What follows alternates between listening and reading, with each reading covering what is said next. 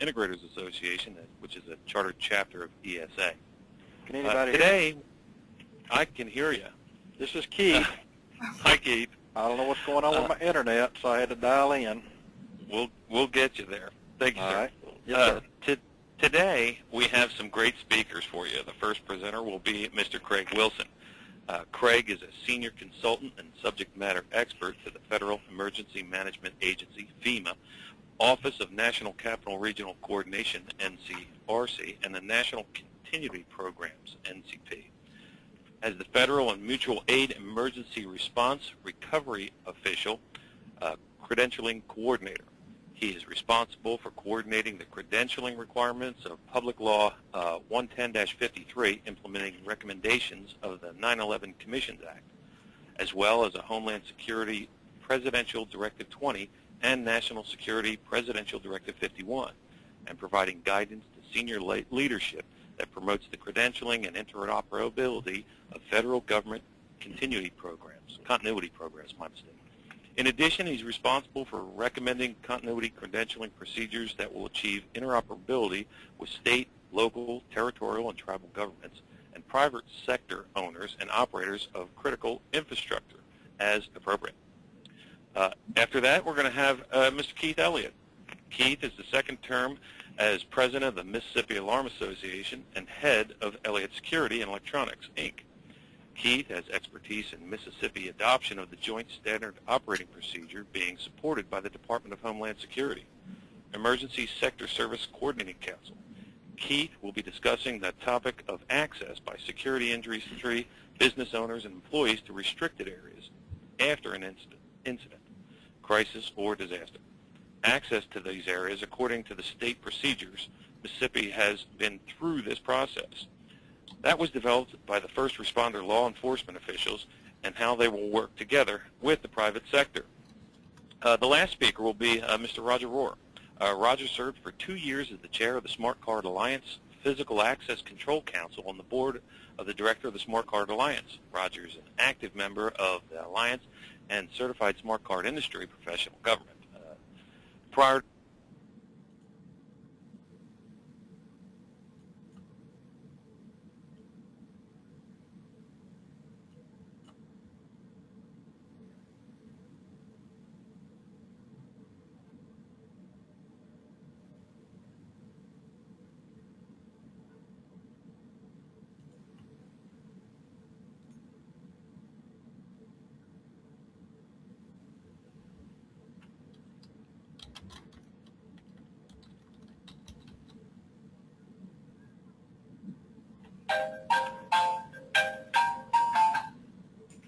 Hello?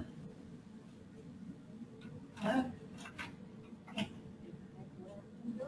Oh, okay. All right, let me see. Hang on 1 second. I'm coming back. Okay, bye.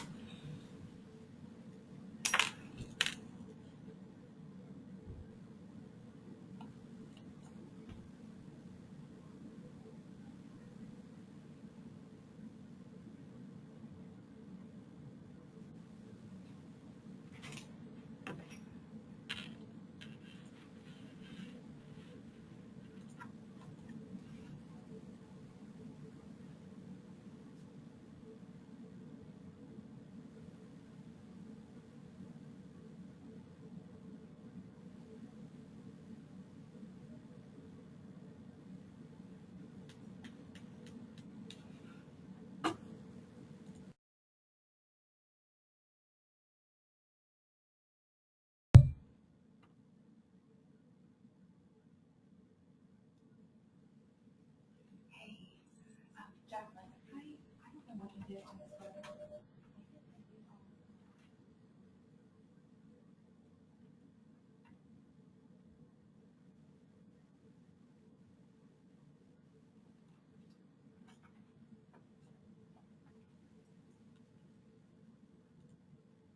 Voiceover IP. Craig's dead. How are we going to work those? There we go.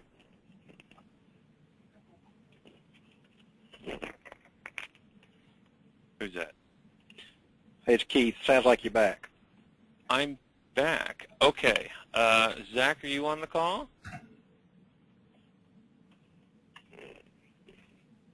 Okay, Amy?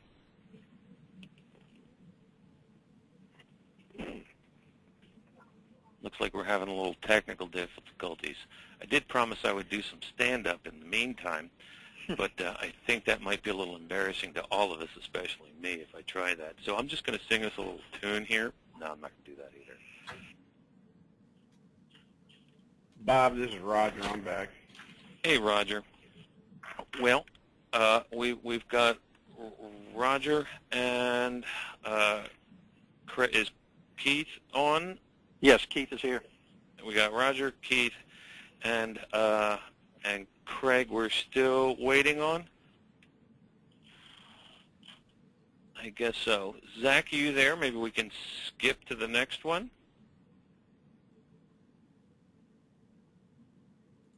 Oh, Zach is on, but he might be muted. Okay, let's go ahead and jump. So why don't we go ahead and start with Keith. Keith, you there, sir? Yeah, I'm here. All right, why don't we go ahead and start with you, and hopefully we can get the technical difficulties worked out with Craig, and we can jump to that one. Okay, sounds good. Thank you, Bob.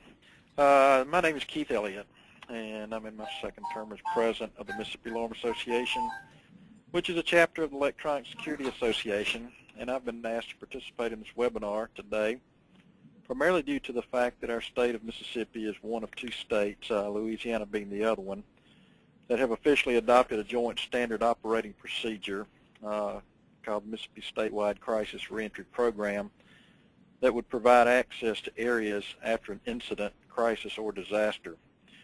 While the Mississippi Law Association was not directly involved in the beginning stages of creating this procedure, we are now actively engaged in what is called the Governance Advisory Council, made up of private security trade associations to help implement these first responder law enforcement guidelines.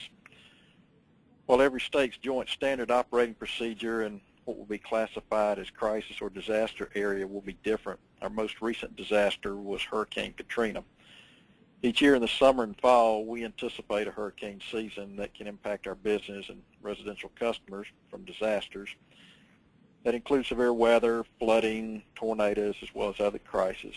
So we wanted to access to these impacted and affected areas to rewire and restart our customers. Whether our customers have our life safety, burglar alarm products, etc., in their homes for business or commercial, where even if they're monitored by a central station, access to these areas is key to our economic survival. Therefore, access to emergency zones controlled by police, sheriffs, and other first responders is an issue of this webinar. Before I go into detail on my part, if you look at the PowerPoint right now, you'll see I included a link to the Mississippi and Louisiana procedures. We'll also have these documents and links on the ESA website. Our national organization, ESA, along with the Security Industry Association, is in conjunction with the U.S. Department of Homeland Security Emergency Services Sector Coordinating Council. This group also includes a National Association of Security Companies, Private Guard Companies Industry, National Emergency Managers Association, National Sheriff Association, Fire Chiefs, and many more groups that intersect with first responders. For the past year, the Emergency Services Coordinating Council has been working with a variety of first responder groups and has secured support from two states, as already mentioned, Mississippi and Louisiana, to adopt a joint standard operating procedure for access into restricted areas after an incident, crisis, or disaster. These guidelines are intended to serve as a template or operational model for other states to adopt so that the private sector, especially the security industry, can adopt access areas where first responders have already gone in. This is most important for ESA member companies because residential and commercial customers and associated industry employees to restart and maintain services. For the Mississippi procedures, the Joint Standard Operating Procedure Base Plan requirements over and above these requirements may be and will be made at the county, parish, or local level by elected officials, emergency managers, and incident managers to address local or exigent circumstances. Specifically, the Mississippi Standard Operating Procedure is not intended to and does not prohibit a particular jurisdiction from implementing additional requirements or more stringent operating procedures regarding how checkpoints and emergency zones are operated or within that jurisdiction. For example, the Standard Operating Procedure does not include municipal and parish county requirements that persons seeking to reenter the jurisdiction have a specific or proprietary ID, place card, or reentry permit for that particular jurisdiction. In those states, those cases, for instance, checkpoint and emergency zone security personnel for that particular jurisdiction, and persons seeking entry into that particular jurisdiction must comply with the additional jurisdictional requirements. Similarly, the Standard Operating Procedure is not intended to and does not impose any requirement on anyone seeking to reenter or access an emergency zone, nor does it guarantee that compliant emergency responders or essential personnel will be authorized checkpoint reentry or access to emergency zones. Decisions regarding Welcome to GoToWebinar, Web Events Made Easy. to operational decisions of incident manager and checkpoint emergency zone security personnel. Rather, the Mississippi Standard Operating Procedure establishes a statewide protocol for checkpoint and emergency zone operations that enables security personnel to operate in a more standard and coordinated manner statewide with parish county requirements, while also providing emergency responders and essential personnel who must cross parish county boundaries with and establish statewide protocol that may be followed. When local authorities decide who needs to be provided access, the Standard Operating Procedure is designed to facilitate the ability of those critical personnel to respond in the most efficient, effective, and expeditious manner to benefit the public good. When you read our Mississippi procedure, you will note that there are certain tiers that have been established with color codes for permissible access through an outer and inner perimeter checkpoints manned by law enforcement personnel. Example, the first tier is first responders. Our business community is included in Tier 3, titled Rebuilding and Repopulating, where we would receive vehicle place cards. Sample on place cards and letter of access will be up there on your PowerPoint. You should see that right now. Put in the front windshield of a vehicle and letters of access for personnel coordinated by the Mississippi Highway Patrol. These documents include, on the place card are the organization's logo, name of group, name of person, and the event, for example, Hurricane Katrina. During 2012, I understand that efforts will be made by the Emergency Services Sector Coordinating Council to urge adoption of the Mississippi and Louisiana models underway already in Alabama, Arkansas, Tennessee, South Carolina, North Carolina, Minnesota, and the Houston and Dallas areas of Texas. Our Mississippi Law Association has been asked to participate in a special governance coordinating meeting in Jackson, Mississippi next month that will begin to focus on the upcoming hurricane season for 2012. The Mississippi Highway Patrol and Mississippi Sheriff Association, who is coordinating the statewide crisis reentry program, which is the Standard Operating Procedures to which I mentioned before, are creating a governance advisory board to reach out to many organizations on this issue. I have provided the site that describes the activities underway in Mississippi coordinated by our law enforcement community, which is charged with preparing disaster checkpoints and emergency zones for all types of disasters. The Governance Advisory Board in Mississippi will seek to expand understanding among private sector groups, including our security industry, the process to secure access identification with the proper background review to enter an emergency zone. As I mentioned, the Mississippi Alarm Association came into this process late, and we were not involved in the initial creation of our state operating procedure. However, we are now involved in the Governance Advisory Board, coordinated by our law enforcement community, and will endeavor to keep our members signed up and available to meet any contingency to access disaster areas as they occur. The objective of this particular project is to give our industry the ability to work with law enforcement to gain access to a disaster area to provide service for our customers, and at the same time to adhere to first responder priorities and to work with federal, state, and local stakeholders regarding access to these areas. This is critical in hurricanes, flooding, severe weather, and other disasters. This is not a federal program, but rather is done state by state, as Mississippi and Louisiana have begun this process. Each state is different in its requirements, and understand that this particular access procedure does not directly involve credentialing of individual companies or members. I urge anyone that's on the call to begin the process in their own state to have these operating procedures adopted. Thank you, Bob. Thank you. And we will be taking questions after all the presenters. We want to make sure everybody gets through first so we don't get into a time constraint. What we're going to do now is, Craig, are you on the call today? Okay, looks like we're still having an issue with Craig. So let's see if I can bring up Roger instead. Roger, looks like you're going to come up next, sir. So, Mr. Roger Rohr, please. Okay, Bob, thank you. I think Keith gave a good introduction. Next slide. You know, when we get into an emergency management, what I've seen is there's really kind of three things that you have to talk about. You have to talk about the request.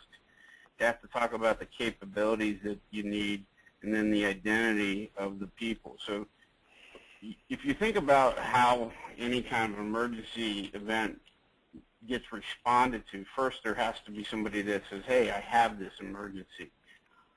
And that's been a big issue. I know during Katrina there was an example of some cardiologists that decided to pack up their cars and drive down to the affected area and got turned around, and they were like, how did you turn us back? You know, we're these great cardiologists. And the issue was that they weren't asked for. The problem was they didn't really have a facility for them to, you know, respond to. And yes, they had great capabilities and, you know, they could identify them, but there wasn't this request. So I think one of the things that's very important is that you have all three of these, and each one of these can be authenticated separately and by different means. So you could have a request that could come in as just a phone call, or it could come out as an email, or it could come across as a digitally signed email. The capabilities back, you know, we've seen some models where handhelds can do these authentications of the capabilities. And I know identities, there's been, you know, a variety of things talked about. In particular, there's been some talk about the PIV model, which is a federal government data credentialing model that is being now expanded to what they call PIV-I, which can be used by state and local and government. As Keith was showing, you know, other places have decided they don't need that high level of authentication, and maybe they're going to something like a placeholder or a placard. And again, I think it's very important that the authentication of each one of these, the request, the capabilities, and the identity, be matched the requirements. You know, if you're coming in as a volunteer organization to help feed people, you may not have as high of proofing requirements as you have for a cardiologist who's going to do surgery, or a law enforcement officer who's going to be carrying a firearm. So I think that's important to consider. Next slide.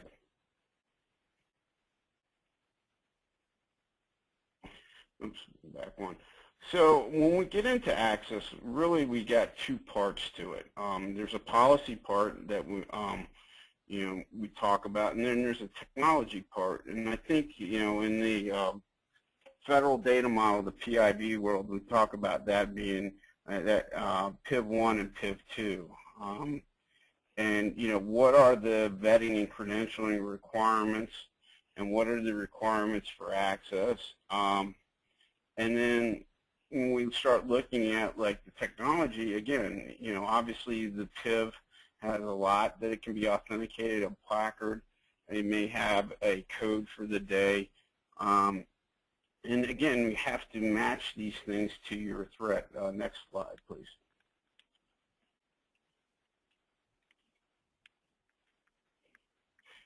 So when I've been doing these things, and I want to say, this is everything in this presentation. It represents Roger Rohr's and Roger Rohr's opinion, and not any of the customers that I work for. One of the things that we found has been most beneficial is to first come down and do a flow chart like this of like, hey, what are you trying to do? And exactly define the processes. And this is, I think, very important. One of the things that's great about these flow charts is the executives understand them. If you give them some long 3-page, if you do this, and they don't understand this. You put the flow chart in front of them, and they go, oh, okay, I kind of get this. It's also really good if you are doing system development because these were designed actually for computer programmers, so they understand it too. I think this is one of the most important things is you define the process. You can't let technology drive your process. You have to have process drive the technology. I think that's sort of what's hurt a lot of implementations if they get too wrapped around the technology and not the process. So next slide. So here we got a couple of examples of different verification methods for different places. If you have a fixed building, you may set it up so that the first responders' credentials work in your perimeter. You may be that it's a first responder working a perimeter with his cruiser and you just use a laptop. Or it may be that you need something as portable and as small as a handheld. And, each one of these has its issues. I mean, obviously a fixed perimeter, in all of these you have to worry about power. A fixed perimeter, if you don't have power for the building, how is it going to work? What is your fallback going to be? The cruiser with a laptop is probably one of your most sustainable because basically as long as you keep the cruiser gassed up, you're good to go. Handhelds, generally the best you can hope for is about 8 hours, and actually one of the things that can be kind of a downfall to them is the more authentications you do, the more battery you're going to use up. So you have to kind of also, when you go back and define your processes, how long does this person have to sustain themselves at that location? I think that's a very important question. And then how are you going to resupply them? And then that includes the person. If you have the person working the checkpoint, how are you going to relieve that person? How do you feed that person? How do you, get them some rest, obviously? And then also, not to mention, how are you going to recharge the batteries on their devices? So I think that's important, and I think you always should, develop, fallbacks and say, hey, if this doesn't work, this is my fallback, and if this doesn't work, and what are the authentications on those procedures? That's sort of my section. Okay. Just a quick question to you, Roger. With the credentials, this is what I would assume you're suggesting is going to a when we're dealing with these government agencies, take that flow chart to them and then try to, when we're trying to propose making a program like this using that. Is that your suggestion? Well, I think you have to say, okay, yes, what are your requirements? Hey, if you're a industry, who will be the people that decides who needs to go into the affected area? Obviously, if you're a mobile phone provider, you probably need people to go in and back up the cell towers, but you may even also need people that will go in and sell handsets because people have lost their handsets. But you really got to define who's going to be putting that request out, how that request will get authorized. You say, hey, you identify who are those people that need to go in there. Obviously, the person who repairs the satellite link is probably not the right guy to show how a handset works to a person who's buying a new handset. Similarly, fuel truck deliveries so that we keep generators. One of the things that was interesting, I was talking to a gentleman from one of the major telcos. During Hurricane Katrina, they lost fuel to the generator that ran the 800 switch. And that wouldn't seem like that big of a deal to lose all your 800 phone numbers, except FEMA uses pretty much exclusively 800 numbers. So it was a fairly big issue. So those are the things that you start to get to is, when we start looking at this, you have to define who are the requesters, who have those skills, and then what's the risk, of this request being falsified? How do you authenticate the request? How do you authenticate the skills of the person coming back? I mean, this is a very big thing for doctors in particular. If you get into doctors and hospitals, usually what you'll find is there's a state certification from the medical board that says they're a doctor, and then there's a board certification, which is actually an independent association that says, hey, he's a cardiologist, he's a surgeon. To the states, they're pretty much like a doctor's a doctor's a doctor. To the hospital, they very much want the board certifications. They want these additional credentials. And so quite often, I know for a doctor to get normal privileges at a hospital, it can take well over a week, and because they want to, call and verify these privileges. So that's an issue. And on the side of the state or whomever is getting this technology, do they have current technology that we're more into it, or is this something new they would have to jump right into? They'd have to purchase something completely new to make this happen, or is it something that they can pair up with now? Again, this is the PIV FIPS 201 HSPD12 credentialing technology has been out for quite a while. A lot of access control systems will support, readers that will read TIV card and their current credentials. It's also an industry could start to switch. They could sort of map out again. This is why I say the flow chart's so important, is to say, hey, we want to switch from maybe a proprietary credential to a one that's of a PIV-I model. That's certainly an option. I think you have to really identify what the process is you're trying to do, who you're if you're going to be, authenticating yourself to a state agency, what are they going to require? What technologies can they support you? Gotcha. So I think that's important. Okay. Well, thanks, Roger. I appreciate that. We're going to see if Craig is on yet. Craig, are you there, sir? Okay, then. So what I'm going to do is, Keith, if you don't mind, I'd like to get back to you for a second, because sure. What is your process? You say that the association wasn't really involved in the get-go. What brought you in, and how do you, or me as a state leader, get myself injected into the program, and where's the best place to start? Well, one reason why we were late getting into it, we kind of got a late notification. We were in the process of changing of the guard, I guess you could say, as far as the board of directors for our state association. And an individual that was going to be hitting this up, last minute's notice to resign from the board for personal reasons. So then we got notified, and I got reelected to the present position in an emergency situation, I guess you could say. So I guess I took one for the team over here.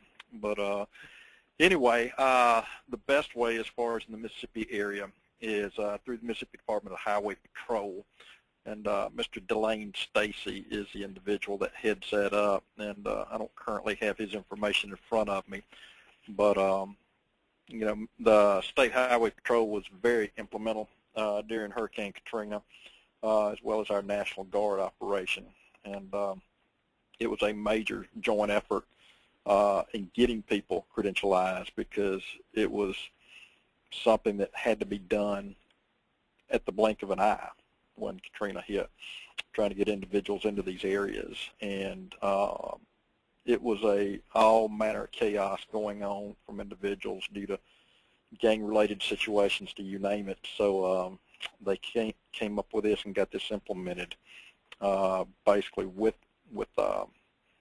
joint effort with FEMA, the Highway Patrol, and the Governor's Office, and started the credentialing, the placard, and so forth like that. So the best route to go right now is getting in touch with Delane Stacy at the Mississippi Highway Patrol.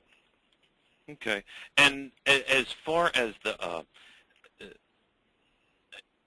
we all know our own, personal companies, the different places we protect and go after, but can you speak just a little bit about what what types of places you needed to get into and some of the issues that they had, so that we can use those types of stories when we go to our people that or our agencies and say, hey, this is the kind of thing that went down there that they needed us in a hurry, and we need to get in there? Well, there are a lot of high priority areas. Now, me being up here in the Jackson area, I was not involved with activities on the coast, but I can tell you firsthand stories that my brother told me, who is full-time National Guard unit in the Jackson area, the 172nd, and the things I was hearing were the medical facilities were needing their security up and going. They had a makeshift morgue down there where he actually called me one day and said he was having to guard that because people were trying to steal dead bodies, believe it or not.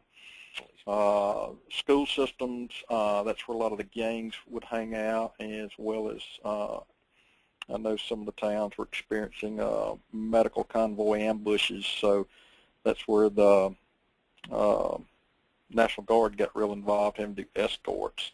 Your banks, financial institutions, the casinos down there. I think at the time we had almost 20 casinos down there, and which they have a major security force of their own that's just really phenomenal.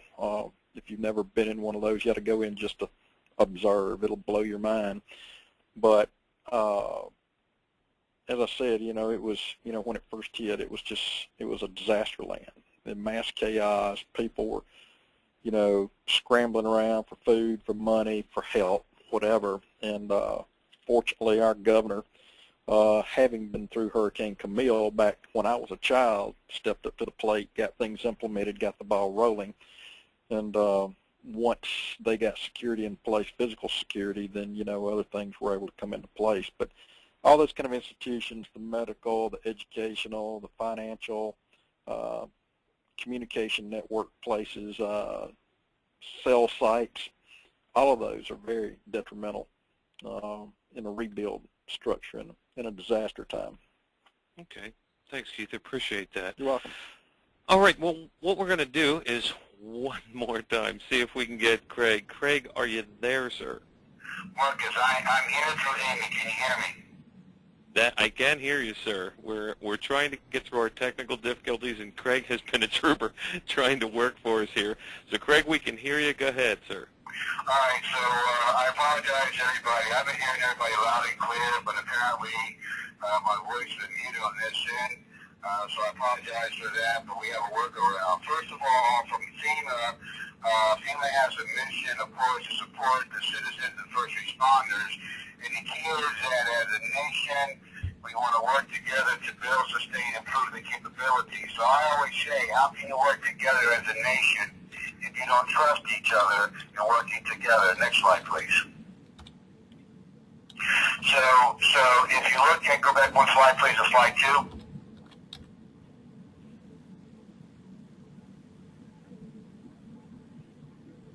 So if you look at the overall response community, response recovery community, you have the federal, which deals with the executive, legislative, and judicial branch of the government. You have your state, local, tribal, territorial. You have your critical infrastructure key resources and your volunteer communities. And based on the 9/11 Commission reports, when you bring these 4 different communities together, to a local law enforcement for the authority having jurisdiction. Prior to now, there was no uniform process for entry decisions to be made because, although you may have something that's nationally recognized, control always remains local. And so we have the release of the NIMS guideline for the credentialing personnel that just came out in July of 2011. And in the guideline, it deals with all four of these communities to say that we now have the ability to encourage a process by way that local jurisdiction can validate folks from the federal community, the state local community, your National Guard, which already have DOD Common Access cards, with the various devices to include the mobile validation device that Roger spoke about in his presentation. Slide 3, please. So if you look at on the federal executive branch side, they have a presidential mandate that came out in August of 2004. And the bottom line on this mandate was that all the executive branch employees and contractors more than 180 days had to get a credential that they had some sound criteria for verified individuals' employment identity. To Roger's point, you have process in place. It's strongly resistant to identity fraud, tampering, counterfeiting, terrorist exploitation. Can be rapidly authenticated electronically. And I can tell you that when you're trying to make a decision at law enforcement, either you're going to pass his or her litmus test or you're not because they don't have time to play. And so the key is to give them the ability to make an informed decision by authenticating something rapidly electronically. And the last but not least, have graduated criteria from least secure to most secure. And if you go back to what Roger talked about, you have the credential, which is something that you have a PIN, something that you know, and you have your facial biometric, something that you are, you have your finger biometric, something that you are, so you have something that you have, something that you know, something you are. It's a multi-factor authentication based on where you're going and based on the zones that you're trying to do. Within the federal executive branch, there was a mandated criteria for very highly trusted cybersecurity identity. Slide 4, please. So now, having said that, is that I used to go around the jurisdictions, and I talked about HSTD 12, and I always get pushback to say, yes, we understand that that's a federal executive branch mandate, but it does pertain to us. So in speaking to folks inside the Pentagon or inside D.C. who are members of the Federal CIO Council, I requested that they look at the capability of doing something that would achieve a trusted interoperable solution to the federal government, that instead of going to have a national agency check with inquiries, which the federal executive branch must have for their identity vetting, to have something akin to that based on your identity and perhaps your need to know for your attribute. For example, an electrician will probably not be screened as high as a medical professional or as a law enforcement official who has public trust in that skill set. So what came out of that was this personal identity verification interoperable credential that was approved by the Federal CIO Council in May of 2009, and you use your I-9 form for identity vetting, very much akin to the Real ID Act. The process is still the same, pretty much what Roger laid out in terms you have an applicant, a sponsor, you have an enrollment official, an identity adjudicator, an issuance official. The enrollment and issuance official cannot be the same two people, and when you do this, you now have established the capability of having a very highly trusted cyber secure identity that's not really issued. The key on this is that PIDI is interoperable with the federal government systems and can be trusted by the federal government relying parties. Next slide, please. Slide 5. So when you look at the NIMS guideline for the credentialing personnel, on the overview, it addresses your federal, state, local, tribal authorities. It addresses your emergency management assistance compact. It addresses your private sector organizations. It addresses your critical infrastructure owners and operators, and also your voluntary, not-for-profit, and non-governmental organizations. So that's again the first line that I talked about. When you look at the various folks who may show up at your jurisdictions for response recovery operations. Both the PINs and PIN-5 credential use the same Federal Information Processing Standards 201 open source technology. And the PIV solution includes common terminology and issuance process, trusted identity, attributes and privileges, and an interoperability and identification and access control systems. Again, I go back to what Roger said in his slide on the instinct for validation. So you have identity, you have attribute, you have validation processes. Next slide, please. Slide 6. So we look at the two credentials. The top of the PIV credential, and we use that, the red stripe is for federal emergency response official. We have a slash between that because we focus on federal and mutual aid emergency response officials. So our state local constituents are what we call emergency response officials. So they take the ERO part. So you look at the top part, that's the federal credential with there's a smart card with the red stripe at the bottom, and then you look at the PIV credential for non-federal partners. It's a PIV credential again with the red stripe at the bottom. The key is, if you look at number 3 for the integrated circuit chip, is that once you stick to that chip, they require a 6 to 8-digit PIN, a person identification number, to unlock the chip. The chip contains a facial and fingerprint biometrics, a digital photo, and 2 encrypted biometric fingerprint templates. The PIV and PIV credentials support a biometric-based authentication, and that's key to this process because that credential it has a bind to the individual and issued by its authoritative agency on the back end based on GSA's Jail Services Administration approved standards. Slide 7, please.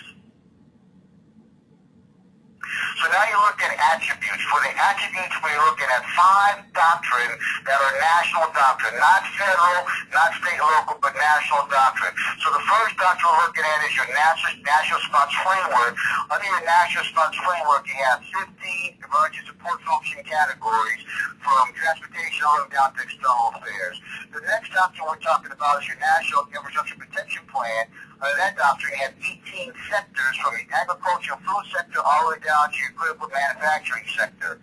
The next doctrine we're talking about is your National Continuity Policy Implementation Plan. And that's dealing with, we call those emergency support function units of 5 emergency management personnel or all who are contingency personnel. It could be in the private sector, your business continuity personnel, and in the public sector, your continuity of operations, continuity of government personnel for make sure that you still have efficient, effective government all the way down to the local level. The last doctrine is our National Disaster Recovery Framework that deals with our 6 categories from community planning and capacity building all the way down to natural cultural resources.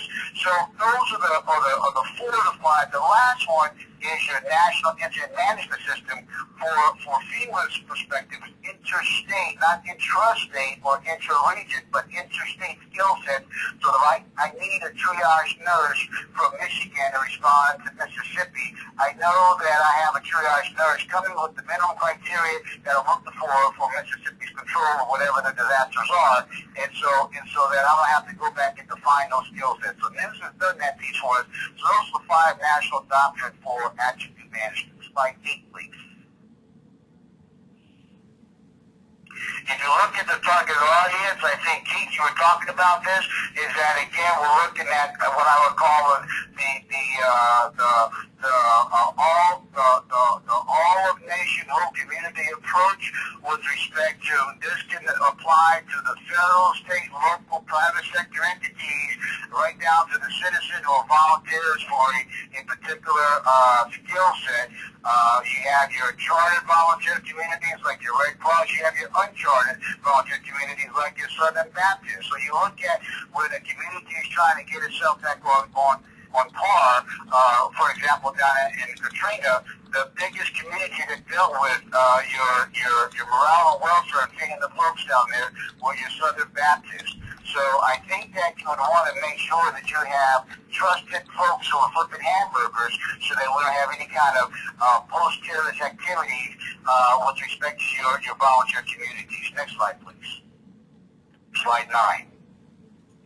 So if you look at this, back to Roger's slide, you're looking at that. Now this is where you get what I call for the state and local governments, that so we have this credential capability for disaster management, which is worst case, but the key is if you have this credential every day, you'll have it on V-Day. So now you're looking looking at an investment strategy as you develop your proprietary solutions for identity management. So you look at the capabilities. You can use these credentials for logical access that'll read yourself a username and passwords. You can use these for physical access that'll read yourself for proprietary physical access systems. And you can use this for disaster management, as Roger talked about, with the mobile validation devices or laptops, the police cruiser, or whatever the case may be. So now you have the ability to streamline your key and emergency use case investment strategies, especially in this day and age of dwindling dollars and budget cuts. Slide 10, please. So if you go back to my slide 1, this wraps it up, and then slide 10, you have these 4 communities: federal, state, local, tribal, territorial, critical infrastructure, key resource, and volunteer communities responding. You have the individual officer who has the authority, who is managing that particular zone for the authority having jurisdiction. You show up with the DoD common access card, a federal PID credential, or a non-federal issue PIDI credential. And yes, it's still a mobile validation devices. In a calm out scenario, you have the ability to have risk management decisions. You can take the data from that, and this is the second piece of the value added. So this was a lesson that I want to go up to New York City, for example, that there's still dealing with people who have respiratory problems. And so they're going back in record books, and they're going back to see who's still putting watches to see if they have valid claims for respiratory problems. In this capability, because you're capturing something electronically, we can take that data and shoot it to any emergency operations center anywhere in the country geospatially. So you have a geospatial display of human situation awareness, and you also have a record for post-event reconstruction based on the need to know, the need to see, the need to have. So you have strong records right there for that. Next slide, please. Slide 11. So we look at the end of the day, the end state is you have what I call mutual aid preparedness, and the key is to get the right people with the right attributes to the right place at the right time to reduce your response recovery times and promote restoration to pre-quality of life incidents or situations. The intended benefit is that people possess just 201 credentials that align with federal standards, so you have a standardized process in place no matter where you go in the country. The additional benefit is that you can eliminate your proprietary solutions that are costly to maintain and sustain over life cycle investments, as far as streamlining your investment strategy for physical access, logical access, application access into a standardized open source capability. So then again, you achieve what I'd say again is all of nation, full community credentialing and validation standardization. And that's the end of my presentation. Thank you very much. Any questions? Craig, I appreciate that. Craig, I do have a couple of questions for you. I know that when dealing, we're trying to work with this in Connecticut where I'm at, and it seems like you have a hard time getting through to the person that's going to get the ball rolling here. Do you have any suggestions or comments on where someone starts as an industry leader to get this going? Yes, and so one of the issues that I dealt with is I deal with the public sector because you have various grants that come into various states or locales. You have grants from Justice, you have grants from the Department of Homeland Security, you have some VBA grants, so you have HHS grants, and so you say, okay, when you go into, so here's the key, is that with everybody, you have stovepipe management.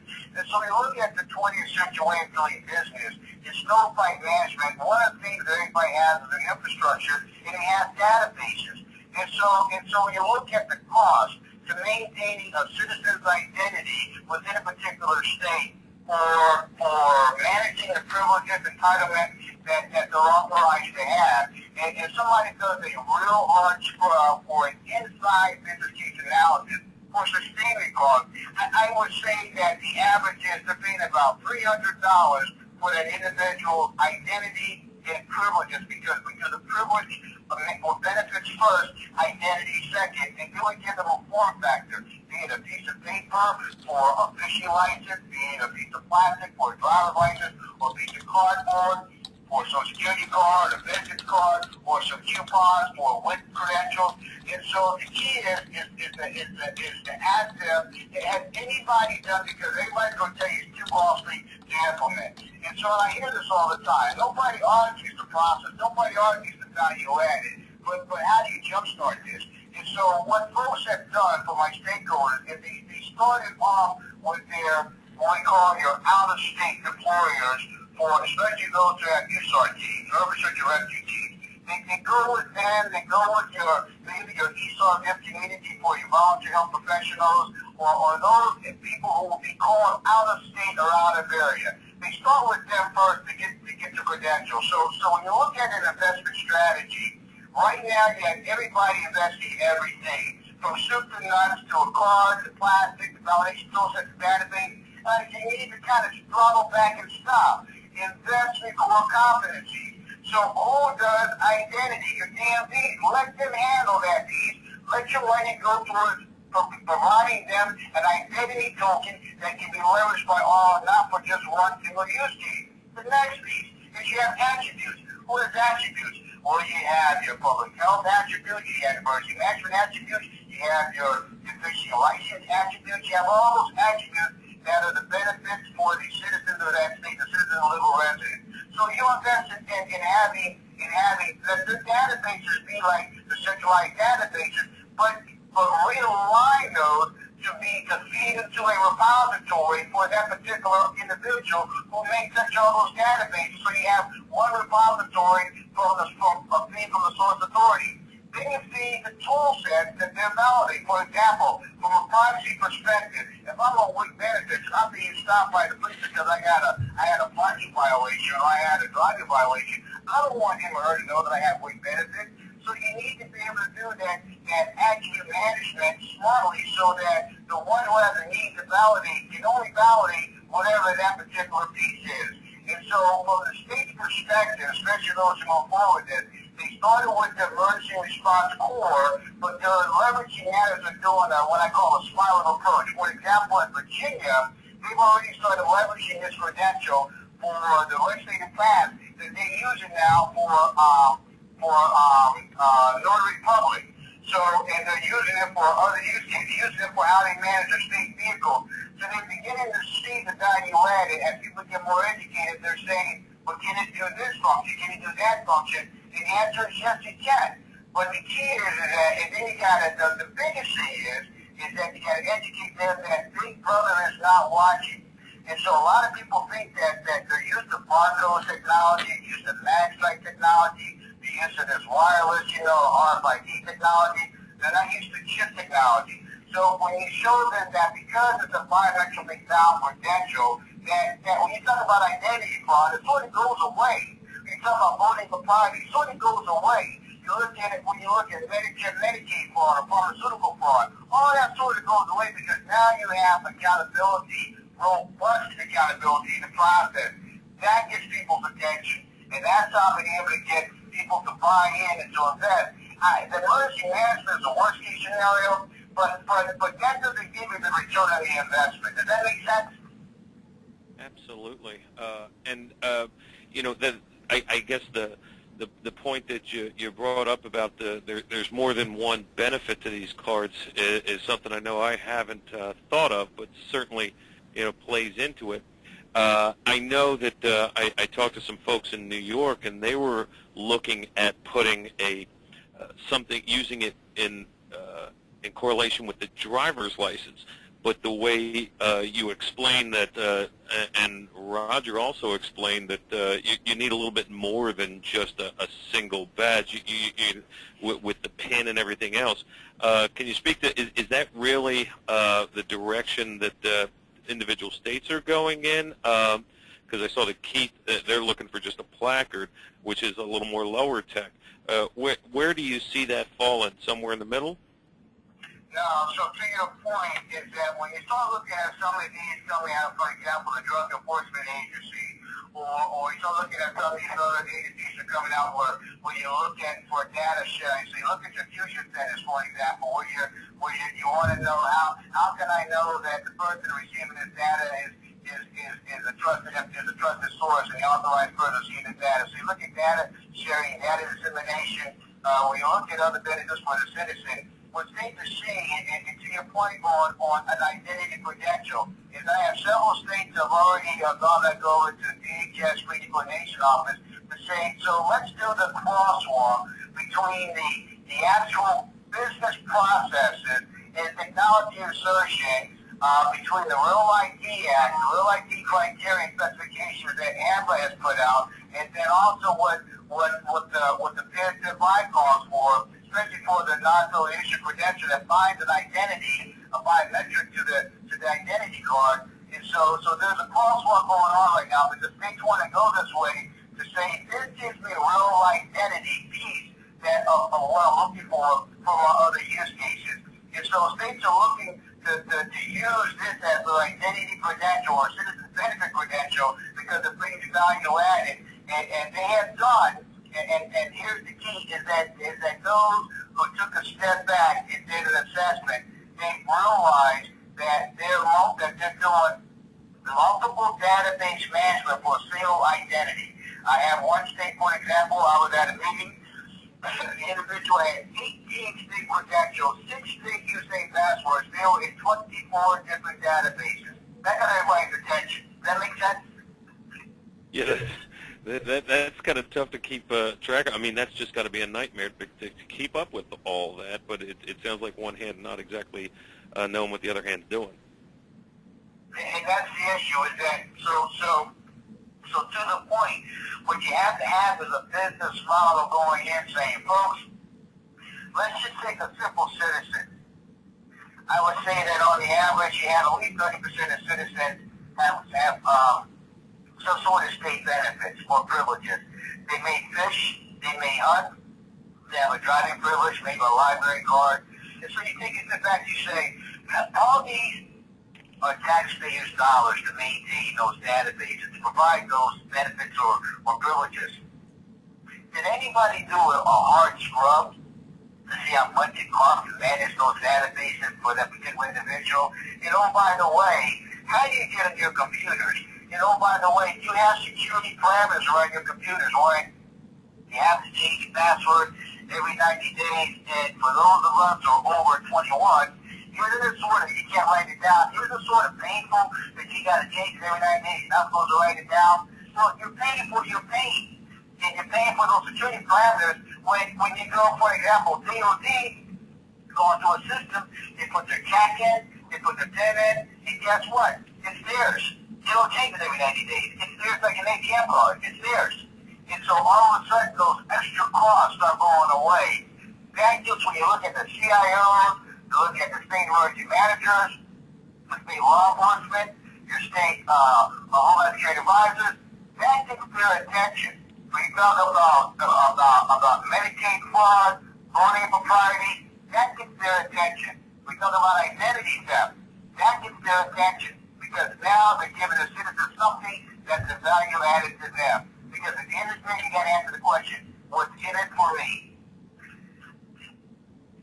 Now, jumping back into the who of this topic, I know that Keith mentioned that they were dealing with the state police, and I know in Connecticut we've been trying to deal with the Police Chiefs Association, try to help to get a foothold in, and of course FEMA and Homeland Security is a national program that they really can't tell the states what to do.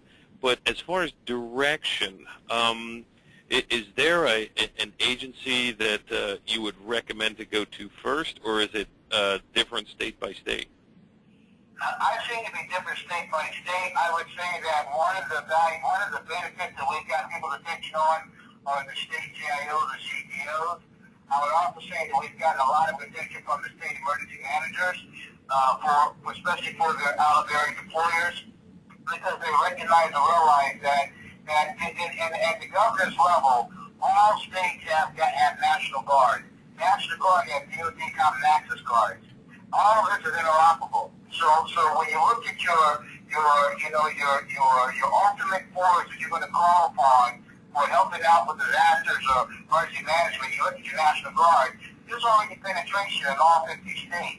That got the thirst for my stakeholders. I have over, I would say I have close to 20% of the country voter right about now. That got their attention with respect to that. Then you got to look at different states and what the structure is.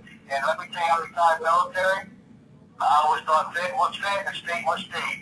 I can tell you I got the battle scars. I now know the difference between the different branches of the federal government, as well as know a Commonwealth state versus a home rule state versus a parish state. And so you got to, and so to the point of that is that who gets what dollars to do what. And I would submit to you that, you know, all that is public knowledge. And you sort of want to see who gets what grant dollars and what is the grant dollars are doing for what intended purpose. And how can you tie that to a use case for them to see how you can start leveraging individual investment strategies to get a common collaborative return on the investment. Okay. Well, that's fantastic. Well, I do want to tell everyone that's on the call today that I apologize for some of our technical difficulties, but we seem to muddle through. There does seem to be a lot of questions about getting these presentations, so they will be available to you on the ESA website. We'll get them up for you so that you can pull them down and use them as needed. And of course, if there's any questions, you can call Amy directly at the ESA, or you can call ESA and contact me directly. My name is Bob McVeigh, or Zach in our government relations with Schwat Enterprises. So we thank you all for your and the presenters for being with us today, and thank you for being on our webinar. And again, if you have any other questions or any other interest, please contact Amy at ESA, and she can get those questions answered for you or point them in the direction to get it to you. And we thank everyone for their involvement. Have a great day, and that's the end of our webinar. All right, thank you, Bob.